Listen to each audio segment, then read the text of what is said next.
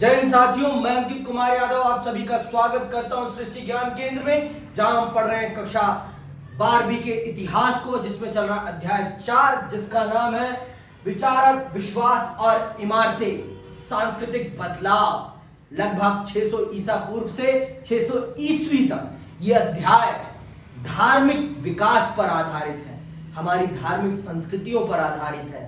यह अध्याय आपको समझाएगा कि भारत की धार्मिक यात्रा क्या है, भारत में किस प्रकार से नए धर्मों का उदय हुआ और इन नए धर्मों ने भारतीय समाज को किस प्रकार से प्रभावित किया, भारतीय समाज की विचारशीलता को किस प्रकार से प्रभावित किया।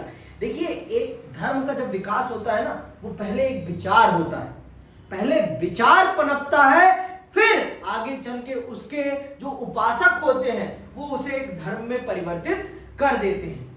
धर्म नहीं बनता पहले, ये बात जान लो, पहले विचार पनपता है, फिर जाकर धर्म आगे चलकर उसके उपासक उसे बनाते हैं।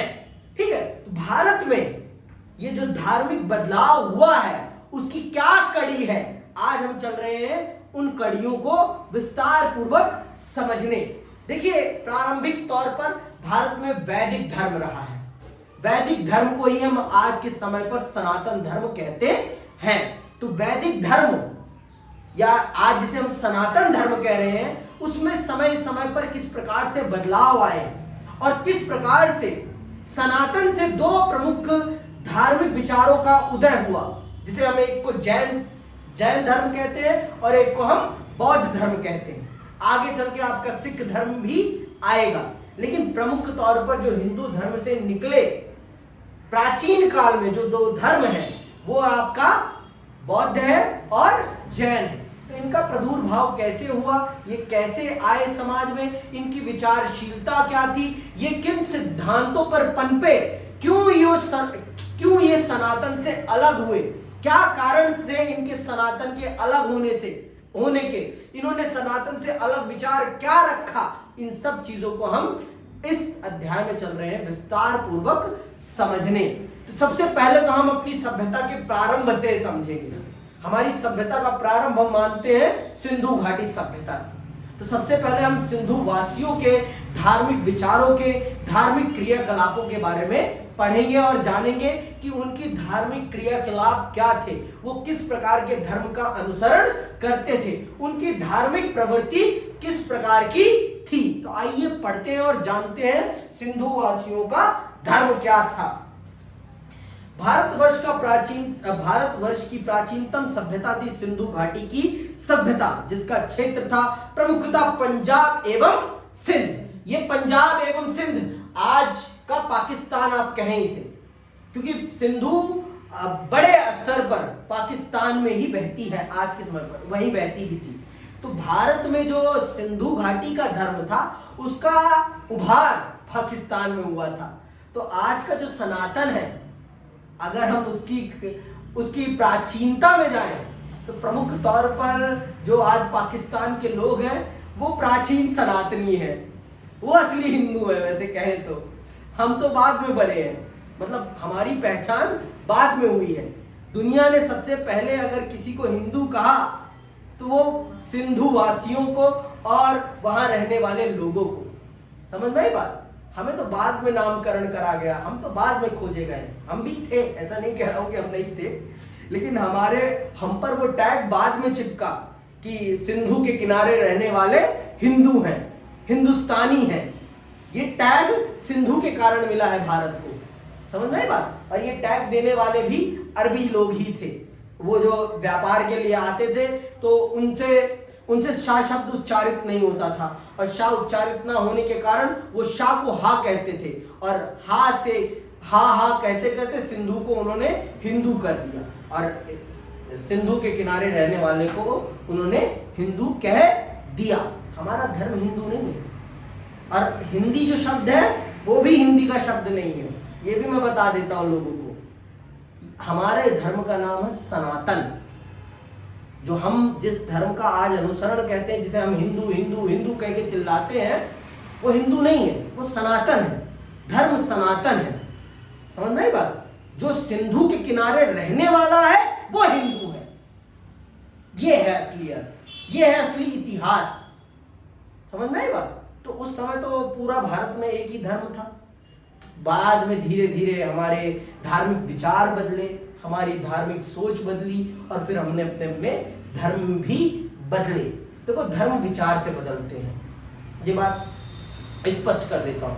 आपको जो विचार पसंद आता है, जो पद्धति पसंद आती है, आप उस पद्धति और उस विचार में चले जाते हैं। ये है वास्तविक कहानी धर्म की। तो बहुत सारे विचार पैदा हुए, बहुत सारे संप्रदाय उभरे भारत में। भारत में बतेरे धर्म पैदा हुए हैं। बतेरे, एक धर्म दो धर्म नहीं, बतेरे कह रहा हूं जिसे, समझ में? तो पहले तो हम अपने प्राचीनतम सभ्यता के धर्म को समझ लेते हैं। यह हड़प्पा सभ्यता के नाम से भी जानी जाती है क्योंकि सिंधु घाटी सभ्यता का यही पहला स्थल था जिसकी सर्वप्रथम खुदाई हुई।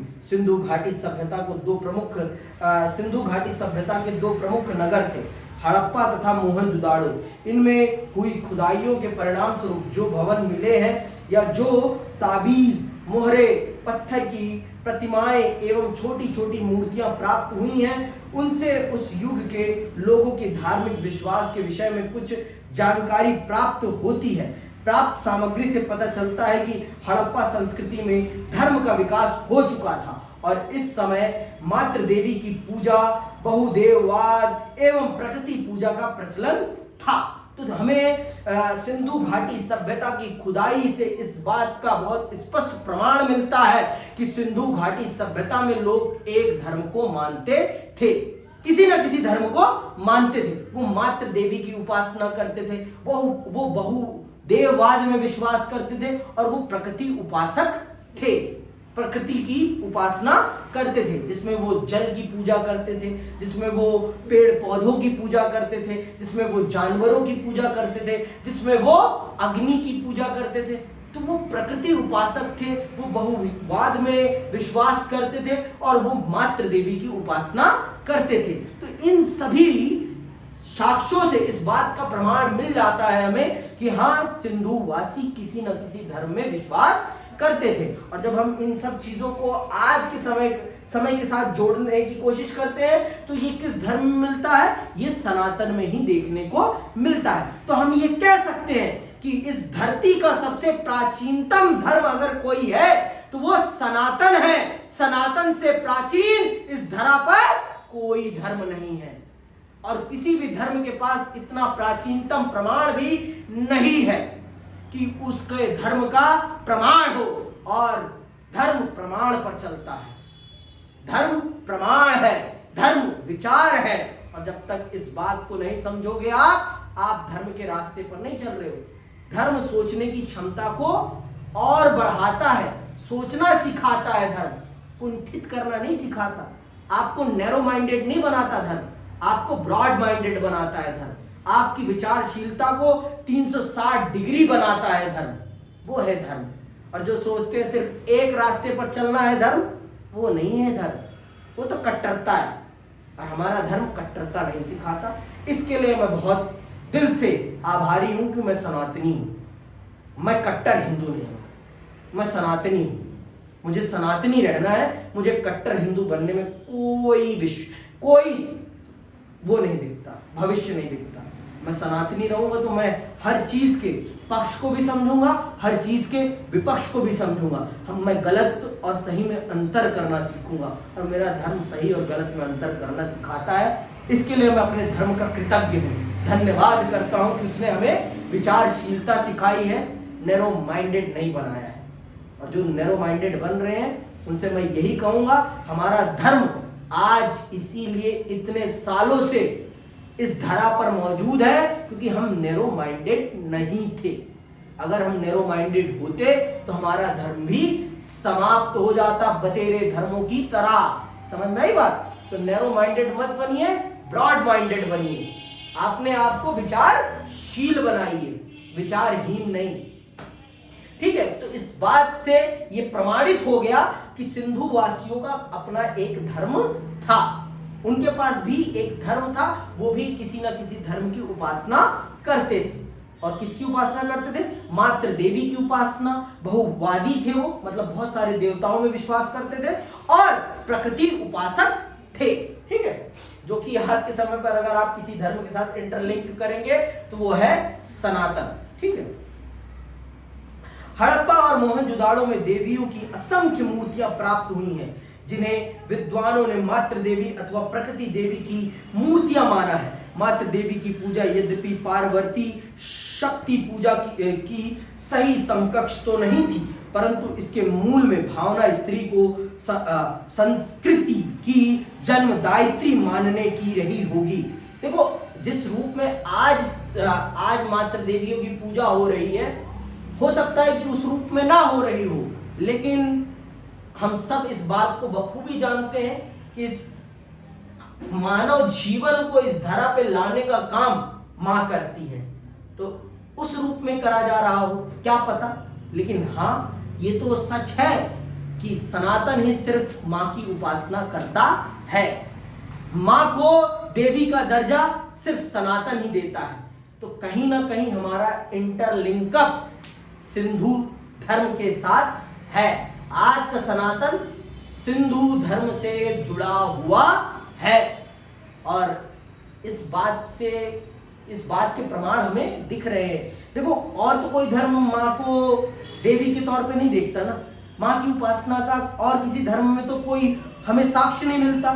सिर्फ एक सनातन है जिसमें मां की उपासना का साक्ष्य मिलता है। मां को देवी के तौर पर देखा जाता है, क्योंकि हम मानते हैं कि इस धरती पर जो हमें लाने का काम करती है वो मां करती है। तो मां से बड़ा कोई नहीं है, क्योंकि मां हमें अपने गर्भ में 9 महीने पालती है और उसके बाद हमें इस धरती पर लाती है और फिर 5 साल तक हमारी देख रेख करती है।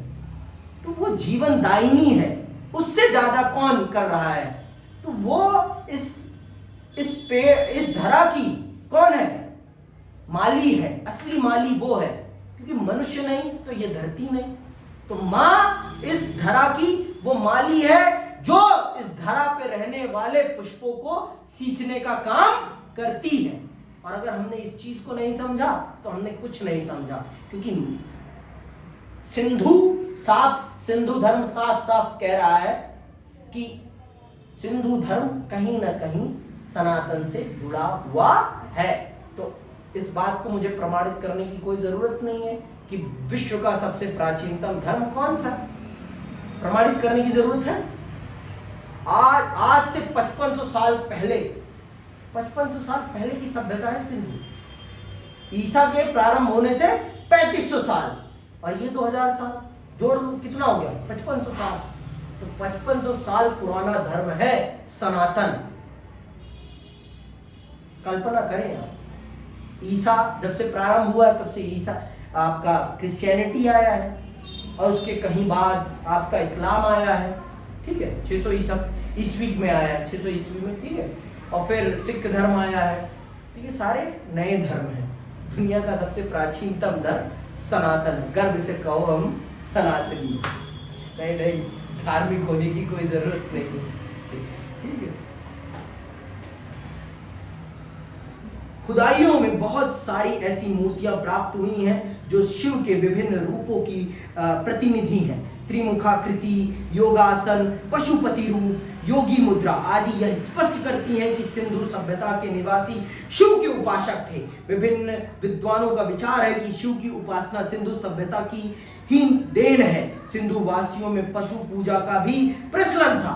प्राप्त मोहरों से वृक्ष पूजा के भी संकेत मिलते हैं। अग्नि, जल एवं सूर्य की पूजा के भी संकेत मिलते हैं। मिट्टी तथा तांबे के ताबीज मिले हैं जिन पर देवी देवताओं की प्रतिमाएं तथा नीचे कुछ मंत्र अंकित हैं। इनमें आभास होता है कि सिंधु वासियों के धर्म में अंधविश्वास का भी पर्याप्त स्थान था। मतलब सिंधुवासी भी अंधविश्वासी थे। सिंधुवासी शिव के बहुत बड़े उपासक थे। सिंधुवासी पशु उपासक थे। सिंधुवासी प्रकृति उपासक थे। सिंधुवासी अंधविश्वासी भी थे, क्योंकि ताबीजें भी मिली हैं हमें खुदाई से। अब भैया हमने खुद तो जमीन में गाड़ा नहीं है, हमने खुद तो गाड़ा नहीं है। कार्बन डेटिंग करके अंग्रेजों ने ही सब कुछ पता करा है। सिंधु घाटी सभ्यता की खोज हमने तो करी नहीं थी। राखल दास बनर्जी और दयाराम साहनी जी ने करी है, लेकिन किसके निर्देशन में करी है? जॉन मार्शल के निर्देशन में। उस समय भारत का डायरेक्टर जनरल कौन था? जॉन मार्शल था, जिसके निर्देशन में राखल दास बनर्जी और दयाराम साहनी जी ने सिंधु और हड़प्पा की खोज की थी, है ना? तो अंग्रेजों ने कार्बन डेटिंग करके, ये पता करके सिंधु घाटी सभ्यता को विश्व की सबसे प्राचीनतम सभ्यता का दर्जा दिया। हमने तो दिया नहीं। तो हम पर यह आरोप तो कोई लगा ही नहीं सकता कि हम अपने धर्म की खुद बड़ाई कर रहे हैं। विश्व ने इस बात को माना है, इतिहास ने इस बात को माना है, और इस धरती पे बहुत से ऐसे मूर्ख हैं जो इस बात को नहीं मानते। तो हम उनको पढ़ो, मैं यही कहूंगा, बस पढ़ो, थोड़ा सा अपने ही भगवान को पढ़ो, लेकिन पढ़ो। पढ़ने से ज्ञान आता है, पढ़ने से होता है क्या? ज्ञान का आभास। तो पढ़ो, आगे सुनो। उपयुक्त समस्त विवरण से एक बात स्पष्ट होती है कि आधुनिक युग में जो हिंदू धर्म, उसकी विशेषताएं, विश्वास और मान्यताएं हैं, उनकी आधारशिला सिंधु सभ्यता के निर्माताओं ने ही रख दी थी। तो जो आज का सनातन है वो प्राचीन समय का सिंधु धर्म था। प्राचीन समय के सिंधु धर्म में जो उपासना पद्धति विकसित हुई है वही आज का सनातन है, आज का हिंदू धर्म है। तो गर्व से कहो कि भारत का, विश्व का और इस ब्रह्मांड का सबसे प्राचीन धर्म अगर कोई है तो वो है सनातन। और मैं ये अपने मन से नहीं कह रहा हूं, ये विश्व की इतिहास की किताबें कह रही हैं। तो थोड़ा सा इतिहास पढ़ो, मैं सबसे कहता हूं, और 360 डिग्री सोच पैदा करो। नैरो माइंडेड मत बनो, ब्रॉड माइंडेड बनो, ठीक है? यही कारण है कि स्टुअर्ट पीगट सिंधु घाटी की सभ्यता को हिंदू धर्म का स्रोत मानता है। सर जॉन मार्शल ने भी स्वीकार किया है। मैंने भी कहा सर जॉन मार्शल ही थे ना उस समय के डायरेक्टर जनरल। मार्शल ने भी स्वीकार किया है हड़प्पा संस्कृति के अंतर्गत अनेक ऐसी बातें और तत्व हैं जो वर्तमान भारत के प्रचलित धर्म में विद्यमान है तथा दोनों कालों के धर्म में आश्चर्यजनक समन्वय भी है, मतलब समानताएं हैं आज के सनातन में और सिंधु के धर्म में, दोनों में बहुत बड़ी समानता है। तो हम ये कह सकते हैं कि जो पाकिस्तान की जनता है असली रूप में वही हिंदू है, वो असली हिंदू है, क्योंकि वो सिंधु के किनारे बसे हैं। अब देख लो, बहुत लोग कहते हैं कि हमने धर्म परिवर्तित नहीं किया, तो आप खुद देख लो, आप धर्म परिवर्तित लोग आप हैं कि कौन है? आप तो अपनी धर्म की उपासना पद्धति ही बदलते रहते हैं। फिर बहुत लोग कहते हैं कि हमने तलवार की नोक पे धर्म नहीं बदला। फिर कैसे बदला भाई? मुझे ये बता दो, उत्तर दे दो। उत्तर तो देना पड़ेगा या इतिहास पढ़ना पड़ेगा। तो मैं ये दावे के साथ कहता हूं, मैं ये प्रमाणित करते हुए कहता हूं कि पाकिस्तान का मुसलमान, अफगानिस्तान का मुसलमान और बांग्लादेश का मुसलमान ये परिवर्तित मुसलमान है, ये वास्तविक मुसलमान नहीं है। ये वास्तविक तौर पर सनातन से जुड़े हुए लोग थे, जिन्होंने डर में, जिन्होंने लोभ में अपना धर्म परिवर्तित किया था। भारत में भी, भारत के भी मुसलमान, इस मतलब हिंद महासागर के जितने भी मुसलमान हैं, जितने भी क्रिश्चियन हैं, ये सारे के सारे धर्म परिवर्तित हैं। और ये लोभ या डर, इन्हीं दो कारणों से परिवर्तित हुए। 100 में से सिर्फ 10% लोग होंगे जो विचारों से परिवर्तित हुए होंगे, नहीं तो 90% लोग डर और लोभ के कारण परिवर्तित हुए हैं। इतिहास पढ़िए, आपको इसका प्रमाण मिल जाएगा। मुझे अपने मुखमंडल से कहने की कोई जरूरत नहीं है, पर स्वीकार नहीं पाते ना, इतिहास को स्वीकार नहीं पाते, ये बड़े दुर्भाग्य की बात है। आइए अब आगे पढ़ते हैं। अब आते हैं वैदिक धर्म पर, जिसे हम आज सनातन धर्म कहते हैं। वैदिक धर्म क्या है? वैदिक धर्म, वैदिक धर्म कैसे आज के सनातन की रूपरेखा को तैयार करता है, कैसे आज का जो धर्म है उसे हम वैदिक धर्म क्यों नहीं कहते, सनातन क्यों कहते हैं? वो कौन से परिवर्तन आए जिन्होंने वैदिक धर्म को सनातन धर्म में परिवर्तित कर दिया। हमने लास्ट चैप्टर में भी पढ़ा था कि प्रारंभ तो वैदिक धर्म से होता है हमारे धर्म का, लेकिन उत्तर वैदिक काल में चीजें ऐसी परिवर्तित होती चली जाती हैं जो वो सनातन धर्म का रूप ले लेती हैं। तो आइए पढ़ते हैं और जानते हैं वैदिक धर्म को। ऋग्वेद के मंत्रों में आर्यों के धर्म का मूल रूप दिखाई पड़ता है। अपने प्राचीनतम धार्मिक विचारों के अनुसार आर्य अपने चारों ओर स्थित शक्तियों में, जिन्हें वे या तो समझ नहीं पाते थे या नियंत्रित नहीं कर पाते थे, दैवीय शक्ति की मान्यता करके उनकी देवी अथवा देवता के रूप में उपासना करते थे। जिन चीजों को आर्य लोग नियंत्रित या जिन चीजों को वो अपने वश में नहीं कर पाते थे, उनको वो देवी देवता कह देते थे और फिर उनकी उपासना करते थे। तो ये माना जाता है। ऋग्वेद में 33 देवताओं की प्रार्थना है जो 3 भागों में विभक्त किए गए हैं, आकाश, मध्य स्थान और पृथ्वी के। इन तीनों वर्गों में से प्रत्येक में 11 देवता हैं, जिनमें एक सर्वश्रेष्ठ है। आकाश में सर्वश्रेष्ठ देवता सूर्य, मध्य स्थान में इंद्र तथा पृथ्वी के अग्नि है। आर्य महान देवता को प्रजापति कहते थे। इंद्र आर्यों का अवतारी पुरुष था, जिसे सर्वमान्य और सर्वशक्तिशाली देवता माना जाता था। वह आंधी, तूफान, बिजली एवं वर्षा का देवता था। ऋग्वेद की संपूर्ण ऋचाओं का चौथाई भाग केवल इंद्र की स्तुति से भरा पड़ा है। इसके अतिरिक्त आर्यों ने वरुण, सविता, विष्णु, उषा आदि सभी को देवता माना, यहाँ तक कि यम को भी। तो ये हमारे ऋग्वेद में सबसे महान, सबसे शक्तिशाली अगर किसी को माना गया है तो किसको? इंद्र को, क्योंकि इंद्र के पास अपार शक्तियां थी। इंद्र के पास बहुत सारी ऐसी शक्तियां थी जो मनुष्य कंट्रोल नहीं कर सकता था। तो मनुष्य ने, देखो, शक्ति तो उसी को मानता है ना इंसान जिसे वो नियंत्रित ना कर पाए। नियंत्रित जिस चीज को नहीं कर पाता उसे ही वो शक्ति कहता है, और जो उसके कंट्रोल में है उसे वो शक्ति क्यों कहेगा? भाई, आंधी उसके कंट्रोल में नहीं है, हवा उसके कंट्रोल में नहीं है, आग उसके कंट्रोल में नहीं है। एक बार बढ़ जाए तो आग कंट्रोल में आएगी हमारे? कदापि नहीं। और प्रकृति भी उसके कंट्रोल में नहीं है। तो इन सब चीजों को उसने देवतुल्य स्वरूप में पूजना प्रारंभ कर दिया। समझ में आई बात? तो और इनका उसने देवता किसे माना? इंद्र को माना। तो ऋग्वेद में इंद्र की उपासना है सबसे ज्यादा, लेकिन आज हम इंद्र को बड़ा देवता मानते भी नहीं। आज तो हम विष्णु को मानते हैं, शिव को मानते हैं, है ना। आज हमारी उपासना इन पर ज्यादा केंद्रित हो गई है। और ये होता कब है? ये होता है उत्तर वैदिक काल में। वैदिक काल में इंद्र सबसे बड़े देवता थे, लेकिन उत्तर वैदिक काल में सारी चीजें बदलेगी। ये जब मैं पढ़ाऊंगा ना 6वीं शताब्दी ईसा पूर्व की धार्मिक क्रांति, तब आपको बताऊंगा। ठीक है, आगे चलो। यज्ञों में विश्वास आर्यों के धार्मिक जीवन का केंद्र तत्व था। यज्ञों में यज्ञ करना आर्यों के जीवन का बहुत बड़ा धार्मिक कर्तव्य था। वो इसमें बहुत विश्वास करते थे। स्तुति एवं यज्ञ ही उनके देव पूजा थे।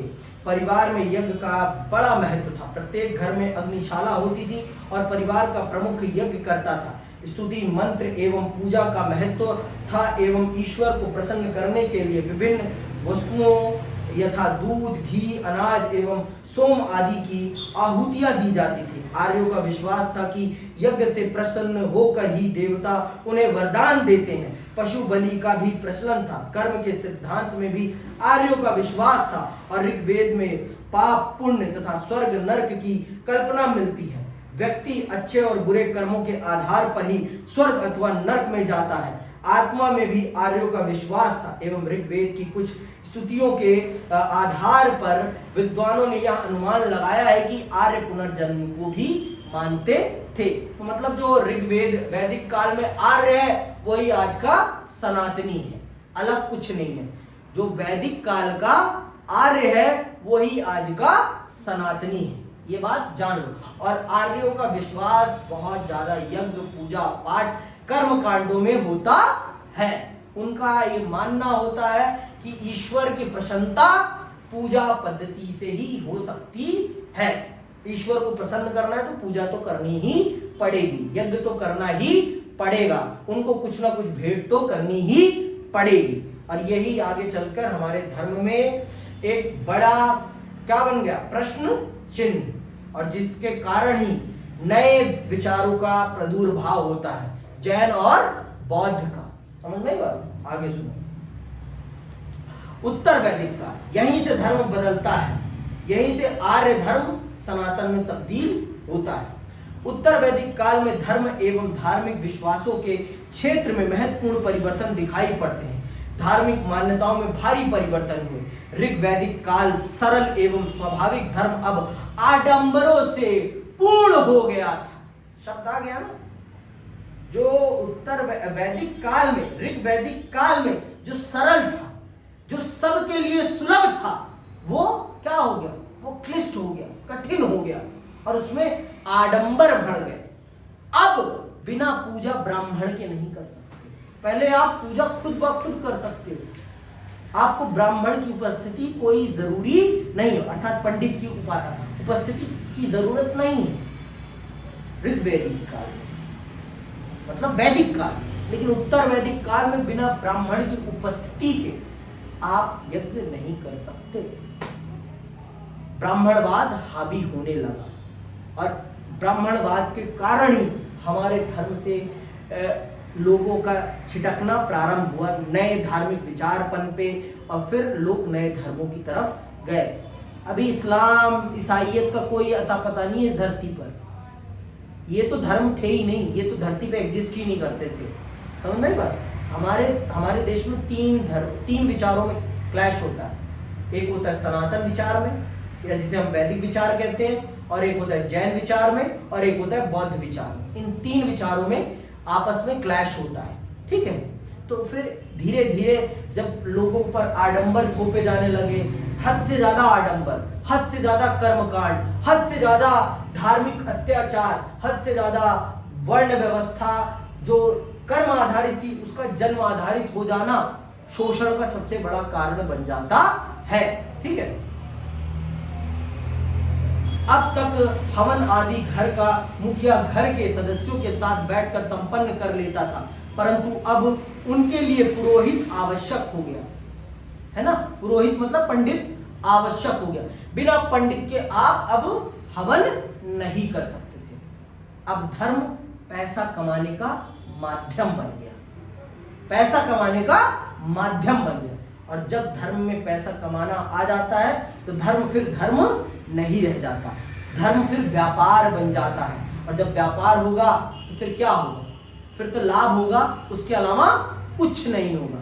लाभ के लिए फिर लोगों की धार्मिक आस्थाओं के साथ जो खिलवाड़ होगा वो और कहीं नहीं हो पाएगा। अभी हमारे राम मंदिर के साथ भी तो हमारी धार्मिक आस्थाओं के साथ खेला गया ना। अधूरे मंदिर का अनावरण कर दिया गया, और जब पहली बारिश आई तो पूरा मंदिर ही सराबोर हो गया, प्रशासन कुछ नहीं कर पाया। तो ये राम लला का अपमान नहीं था? अपमान तो ये भी है कि आपने अधूरे मंदिर में ही अपनी राजनीतिक लाभ के लिए प्रभु का ही इस्तेमाल कर दिया। लेकिन इस देश की जनता को ये बात ही नहीं समझ में आई, क्योंकि आपकी विचारशीलता को शून्य कर दिया गया है। और धर्म विचारशीलता सिखाता है। यहां पर आप धर्म को पढ़ेंगे तो विचारशील बनाने के लिए धर्म है, विचारहीन बनाने के लिए धर्म नहीं है। ये चीजें जब जटिलता आई धर्म में तो नए नए विचारक आए, जिसमें आपके महावीर स्वामी आए, जिसमें आपके गौतम बुद्ध आए, और फिर उन्होंने एक नए विचार को समाज में स्थापित किया, और फिर लोग उनके पीछे चल पड़े। फिर नए और वो उपासक धीरे धीरे जो चल पड़े उनके विचारक, फिर धीरे धीरे उन उपासककारियों ने उसे भी एक धर्म का रूप दे दिया। आगे सुनो। इसीलिए पुरोहित का कार्य एक व्यवसाय बन गया और पुरोहित पैतृक हो गया। इसीलिए अब राजसूय, वाजपेयी एवं अश्वमेध यज्ञों का महत्व भी बढ़ गया। कुछ यज्ञ तो 12 दिनों से लेकर 12 मास अथवा 12 वर्षों तक चलते थे। पुरोहित का काम अब एक व्यवसाय बन गया, और वो पैतृक व्यवसाय बन गया कि पुरोहित का बेटा ही पुरोहित बनेगा और कोई पुरोहित नहीं बन सकता। पहले क्या था, वैदिक काल में क्या था, जो ज्ञानी हो, चाहे वो उसका पिता किसी भी वर्ण का हो, इससे फर्क नहीं पड़ता, वो उसका वर्ण उसके कर्म के आधार पर बदल जाएगा, पिता के वर्ण से कोई संबंध नहीं होगा। लेकिन उत्तर वैदिक काल में क्या होता है, आपके पिता का वर्ण आपके वर्ण को निर्धारित करेगा। चाहे आपको ढेला भर आता हो कुछ ना, फिर भी आप अगर ब्राह्मण के घर पैदा हुए हैं तो आप ब्राह्मण ही कहलाएंगे, अगर आप वैश्य के घर हुए हैं तो आप वैश्य ही कहलाएंगे, और अगर आप शूद्र के घर पैदा हुए हैं तो आप शूद्र ही कहलाएंगे। ये कहाँ उचित था, कदापि उचित नहीं था। लेकिन पुत्र मोह होता है ना, एक पुत्र मोह ने ही महाभारत कराई है, ये बात समझने वाली है। पुत्र मोह नहीं होता तो महाभारत का युद्ध नहीं होता। पुत्र मोह ने इस समाज को बर्बाद बहुत किया है। राहुल गांधी को आगे बढ़ाने के लिए सोनिया गांधी ने कभी और किसी विकल्प की तरफ देखा ही नहीं। ये क्या है, पुत्र मोह है। अब भाजपा ने कभी पुत्र मोह नहीं किया, करा लेकिन छोटे स्तर पर करा। ऐसा नहीं है कि वहां पुत्र मोह नहीं है पुत्र मोह, लेकिन राष्ट्रीय स्तर पर वो जो केपेबल नेता है ना, उसे ही बिठाते हैं। वो बड़ा नेता इन सब चीजों से परे है, लेकिन उसके नीचे पूरा पुत्र मोह दिखता है। अनुराग सिंह ठाकुर के पिता क्या है सबको पता है ना। फडणवीस के पिताजी क्या है सबको पता है। राजनीति में पुत्र मोह है, लेकिन भाजपा में ऊपरी स्तर पर पुत्र मोह नहीं है। मतलब जो बेस्ट लीडर है ना, उसे चुनने में वो पुत्र मोह नहीं दिखाते, उसे वो फ्रीली चुन लेते हैं, फिर उसके नीचे वो अपने पुत्र मोह की गंगा बहाते हैं। लेकिन कांग्रेस में क्या है, ऊपर वाला ही पुत्र मोह रहेगा, ऊपर वाले पे जो दिखेगा ही। भाई जब तुम दिखा के करोगे तो दुनिया तुम्हारे इस दिखावे पे प्रश्न तो करेगी ही करेगी ना। तो यहाँ पर तो ये जो कर्म आधारित वर्ण व्यवस्था थी, इसको परिवर्तित करने में पुत्र मोह की बहुत बड़ी भूमिका थी। हर पिता ही, देखो भाई, पिता होता है, वो कभी नहीं चाहेगा उसका बेटा उससे नीचे जाए। हर पिता चाहता है, हर पिता अपने पुत्र पुत्री के लिए चाहता है कि पुत्र और पुत्री उससे ऊपर ही रहे, है ना। तो ये पितृ मोह ने ही सब बर्बाद कर दिया। कर्म आधारित वर्ण व्यवस्था को जन्म आधारित वर्ण व्यवस्था में तब्दील कर दिया उत्तर वैदिक काल में। फिर इसने जो अत्याचार मचाया समाज में, उसका आज भी हम परिणाम भुगत रहे हैं। सबके सामने इसे मुझे बताने की कोई जरूरत नहीं है। आगे चलिए। इस युग में तप को भी अत्यधिक महत्व दिया गया। मैत्राणी उपनिषद में तो यहाँ तक कहा गया कि तप के बिना ज्ञान प्राप्त हो ही नहीं सकता। यही कारण है कि इस काल में लोग भौतिक सुखों से विमुख होकर तप को जीवन का चरम लक्ष्य मानने लगे। मतलब लोग तपस्वी बनने लगे हद से ज्यादा। अब भाई हद से ज्यादा लोग तपस्वी बनेंगे तो सामाजिक जीवन भी तो चलाना है ना। समाज में दोनों प्रकार के लोगों का होना बहुत जरूरी है, नहीं तो समाज सस्टेन नहीं कर पाए। हर लोग तपस्वी बन जाएंगे फिर समाज कैसे चलेगा भाई। समाज में बैलेंस होना बहुत जरूरी है, बिना बैलेंस के समाज नहीं चलता। तपस्वी भी हों लेकिन सामाजिक लोग भी हों, समाज भोगी लोग भी हों, तभी समाज चल पाएगा, नहीं तो समाज नहीं चल पाएगा। देवताओं की स्थिति में भी इस युग में परिवर्तन परिलक्षित होता है। ऋग्वेद में वरुण आदि की प्रधानता समाप्त हो गई एवं विष्णु सर्वोच्च देवता की श्रेणी में आ गए। शिव की उपाधि केवल रुद्र अब महादेव एवं पशुपति समझे जाने लगे। अब ब्रह्मा विष्णु महेश की त्रिमुखी का महत्व बढ़ गया। अब ब्रह्मा विष्णु महेश, जहां पहले इंद्र थे सबसे बड़े, वैदिक काल में जहां इंद्र सबसे बड़े देवता थे, अब इंद्र के स्थान पे विष्णु शिव और आपके महेश ने, ब्रह्मा ने ले ली। अब ब्रह्मा विष्णु महेश इन तीनों की ज्यादा उपासना होने लगी। समझ में आई बात? इन तीनों को सनातन का प्रमुख मान लिया गया। आगे सुनिए, उपनिषदों के ने ज्ञान मार्ग पर बल दिया। उपनिषदों ने बताया कि सत्य ज्ञान के माध्यम से ही ब्रह्म अथवा मोक्ष की प्राप्ति संभव है। सत्कर्म, यज्ञ, बलि आदि मनुष्य को भावी जीवन में श्रेष्ठ जीवन प्राप्त करने में तो सहायक हो सकते हैं, किंतु इनसे उसे मोक्ष प्राप्त नहीं हो सकता। उपनिषदों में यह भी बताया गया कि जो ईश्वर को जानता है वही ईश्वर को प्राप्त करता है। पुनर्जन्म के सिद्धांत का अनुमोदन भी इसी युग में हुआ और यह बताया गया कि अगले जन्म में अच्छी अथवा बुरी योनि में मनुष्य जन्म के कर्मों पर ही निर्भर करता है। तो आपके उत्तर वैदिक काल में ही ये पुनर्जन्म का पूरा खाका तैयार किया गया और ये कहा गया कि आपके वर्तमान समय के कर्म ही आपके भविष्य को निर्धारित करेंगे। आप किस योनि में जन्म लेंगे, जानवर बनेंगे, सुअर बनेंगे, कुत्ते बनेंगे, हाथी बनेंगे, बिल्ली बनेंगे, चूहा बनेंगे कि कॉकरोच बनेंगे या फिर इंसान बनेंगे, ये आपका आज का किया गया काम ही निर्धारित करेगा। समझ में आई बात? तो कर्म आधारित पुनर्जन्म को इसी समय काल में सनातन में अंकित किया गया। ठीक है, अब आते हैं 6ठी शताब्दी ईसा पूर्व की धार्मिक क्रांति के बारे में। 6ठी शताब्दी ईसा पूर्व में कौन सी धार्मिक क्रांति होती है, इसको भी समझते हैं हम। देखो, हमने देखा कि उत्तर वैदिक काल में ब्राह्मणों का कर्मकांड बढ़ रहा था, परंतु इसके साथ ही साथ ब्राह्मणों की संप्रभुता के विरुद्ध विद्रोह का वातावरण भी उत्पन्न हुआ। 6ठी शताब्दी ईसा पूर्व में मनुष्य की जिज्ञासा युग युग की सचित धारणाओं, कर्मकांड, अंधविश्वासों एवं अंधश्रद्धा के आवरण को हटाकर प्रत्येक मान्यता के अंतर्निहित सत्य को खोजने के लिए लालायित हो उठी। 6ठी शताब्दी ईसा पूर्व केवल मात्र भारतवर्ष के लिए ही नहीं वरन विश्व के विभिन्न देशों के लिए भी एक बौद्धिक एवं आध्यात्मिक क्रांति का युग था। मनुष्य की तर्कशीलता एवं जिज्ञासा का ही परिणाम था कि इस समय में विश्व के अनेक स्थानों पर युग प्रवर्तकों का जन्म हुआ, नवीन धर्मों की स्थापना हुई एवं पुरानी मान्यताओं का पुनर्मूल्यांकन करने का प्रयास हुआ। चीन में कन्फ्यूशियस तथा लाओ तूस ने इस धर्म सुधार आंदोलन का नेतृत्व किया। ईरान में जरथोस्ट ने तत्कालीन धार्मिक बुराइयों को समाप्त करने का प्रयास किया।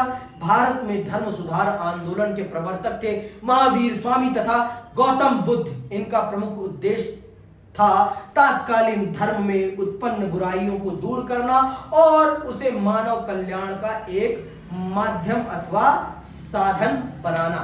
तो 6ठी शताब्दी ईसा पूर्व वो समय काल है पूरे विश्व के लिए जब पूरे विश्व में धार्मिक चेतना जागी और धार्मिक परिवर्तनों ने एक बड़े तौर पर समाज सुधार का काम किया। धार्मिक रूढ़िवादिताओं को समाप्त करने का काम किया।